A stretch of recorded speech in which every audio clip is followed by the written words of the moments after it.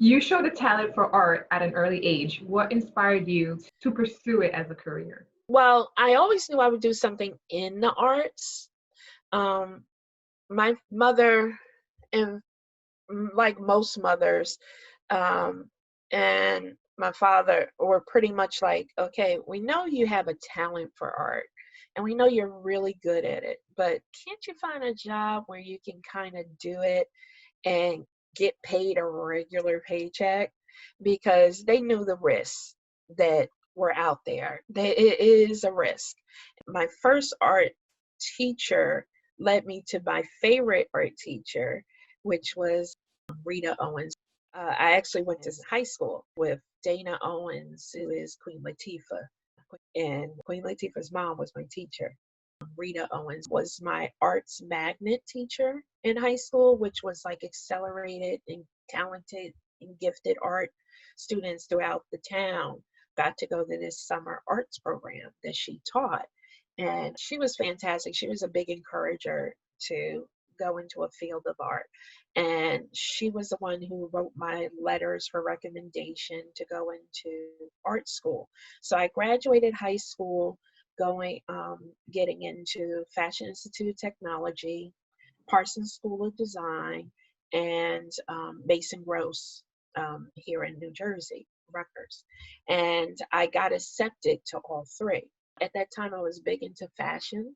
So I ended up choosing FIT, and I went to FIT for a year, came home, got pregnant, had my eldest child, and I had to go into work. I couldn't go to school. I had to had a kid to take care of. So I always did art stuff, and I liked it because it allowed me to use my creative side. I think it was until I had gotten married and in my 30s that my husband was the one who literally said, honey, you're really good. You're really good. And I really think you can do this. If you want to go and get a degree in art, go and get a degree in art. We'll figure out how to make the money later. I've got a good job. You do what you want to do. And I think that was really what helped me step out and not have to consider how am I going to do this, And it was literally a leap of faith where, I was like, okay, unlike most people where they're like, okay, I'm going to try to get a job, maybe doing it. He allowed me to do it and not have to worry about what I do after I get the degree.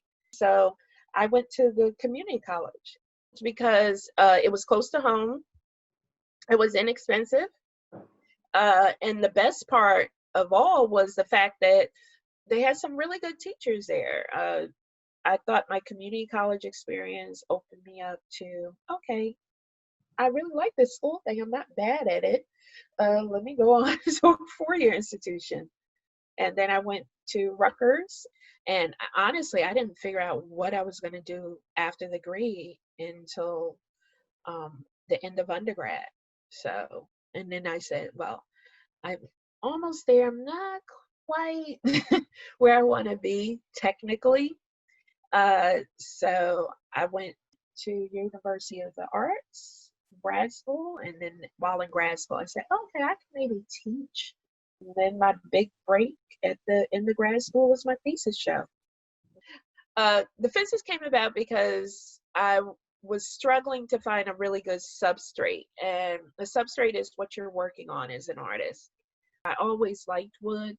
Wood is solid. The veins going through the wood, the grain is kind of like the blood of veins of the body. The idea of using a fence was because the movie Fences with Denzel Washington, based on the August Wilson play, had that soliloquy in the movie where Denzel mentions about how the fence keeps some people in and keeps others out. I said the fence is the perfect substrate for me to work on. Now it's part of my aesthetic. Everyone who looks at my work, it's a Lavett Ballard piece because it's either on grain wood or a wood fence. So I went back to school and I've been doing art ever since. I think your journey in education will be encouraging to our students.